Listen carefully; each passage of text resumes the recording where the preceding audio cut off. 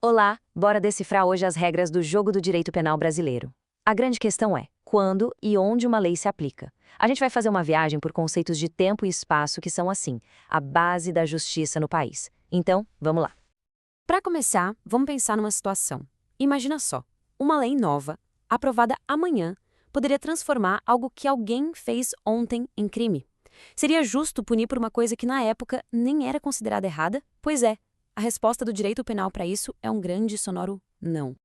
E o motivo para esse não tá aqui, ó. É o famoso princípio da legalidade. Pensa nele como a base, o alicerce de todo o sistema penal.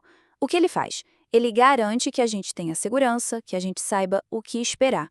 Ou seja, todo mundo precisa saber, antes de agir, o que é proibido e qual é a punição. Ninguém pode ser pego de surpresa, simples assim. Beleza, com esse princípio básico na cabeça, vamos para nossa primeira grande dimensão, o tempo. Como é que as leis se comportam com a passagem dos anos? Elas valem para sempre? Será que elas podem, sei lá, viajar para o passado? Olha só que interessante como a lei lida com a mudança. A regra número 1 é: a lei penal nunca volta no tempo para prejudicar alguém. Nunca. Mas, e se a lei nova for mais boazinha, mais benéfica? Ah, aí a história muda. Aí sim ela viaja para o passado. Isso vale até para quem já está cumprindo pena, sabia? O ponto aqui é que a sociedade mudou de ideia. É como se a nova lei dissesse: olha, aquela punição de antes era pesada demais, ou até mesmo, sabe aquilo, a gente nem acha mais o que é crime. Só que, né, sempre tem uma exceção. O artigo 3º traz o caso das leis temporárias. Sabe aquelas criadas para uma situação bem específica, tipo uma pandemia ou uma Copa do Mundo? Elas têm um nome chique, são ultraativas. Gosta de pensar que elas têm uma memória, porque mesmo depois que o prazo delas acaba, elas continuam valendo para tudo o que aconteceu enquanto elas estavam em vigor. A lógica é bem simples, na verdade. É para ninguém pensar que pode cometer um crime no último dia de validade da lei e sair ileso. Ok, mas isso tudo leva a gente para outra pergunta-chave sobre o tempo. Para saber qual lei aplicar, a gente precisa definir exatamente quando o crime aconteceu, certo? Foi no momento da ação, tipo do tiro, ou foi no momento do resultado, quando a vítima, infelizmente, faleceu?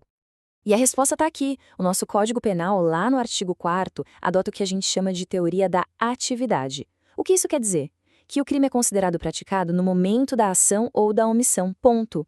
Não importa quando o resultado aconteceu. Então, naquele nosso exemplo, mesmo que a morte só tenha vindo em 2025, o crime é de 2024.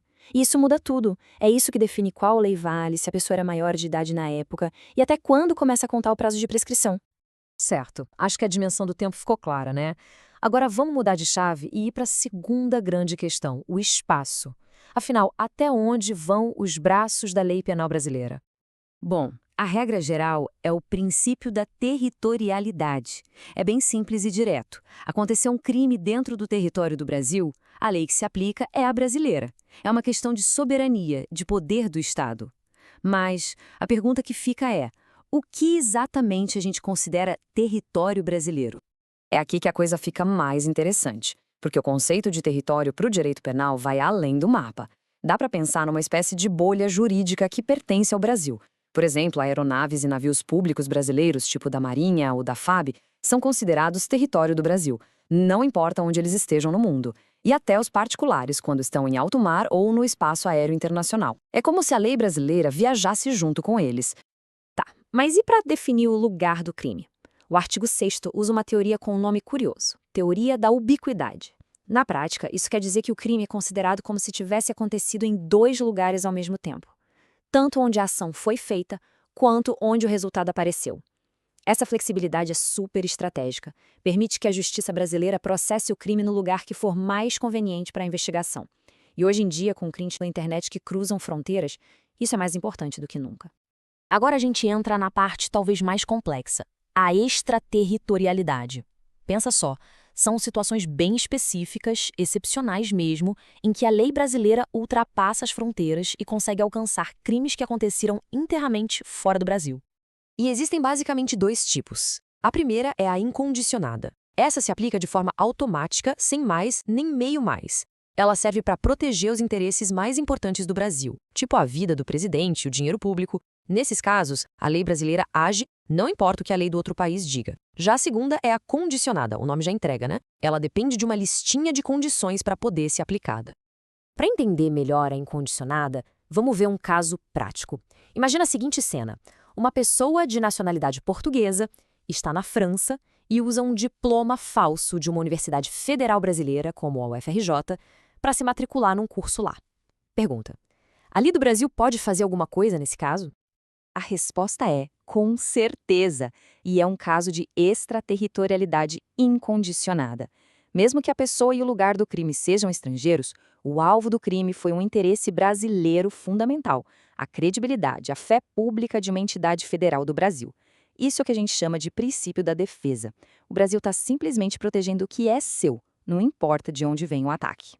Agora, voltando para a condicionada, ela funciona exatamente como um checklist. Para a lei brasileira poder julgar, por exemplo, um crime que um brasileiro cometeu lá fora, todas essas 5 condições que estão aí precisam ser marcadas com um OK. É como se fosse um sistema de filtro, sabe? Para garantir que a nossa justiça não vai atropelar a justiça de outro país e que a aplicação da lei seja feita de forma correta.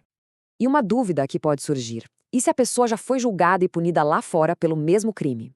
Bom, a justiça brasileira não vai punir de novo do zero. O artigo 8º é muito claro sobre isso. A pena que foi cumprida no exterior é abatida, é descontada da pena que seria aplicada aqui. É uma regra essencial para evitar o que se chama de bis in idem, ou seja, punir 2 vezes pela mesma coisa. A ideia é que a punição seja justa, nunca exagerada.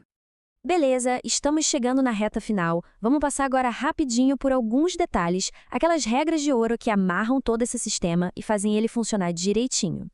Para fechar com chave de ouro, saca só esses detalhes que fazem a engrenagem da justiça girar. Artigo 10. Como se conta prazo? No direito penal é diferente. O dia que começa o prazo já conta. Artigo 11. E as frações? Frações de dia na pena ou de real na multa são simplesmente ignoradas, para simplificar a vida. E por fim, o artigo 12, que é o grande guarda-chuva. Ele diz que todas essas regras gerais que a gente viu valem também para as leis penais especiais, a não ser que a própria lei especial diga o contrário. Tudo se encaixa. E, para a gente terminar, fica uma reflexão. A gente viu aqui um sistema super complexo, né? Cheio de regras detalhadas sobre tempo, sobre espaço, sobre fronteiras, o que nos leva a uma questão bem mais profunda. Se a lei é, no fim das contas, uma invenção humana, desenhada com tanto cuidado para organizar a vida em sociedade, de onde vem a autoridade final dela?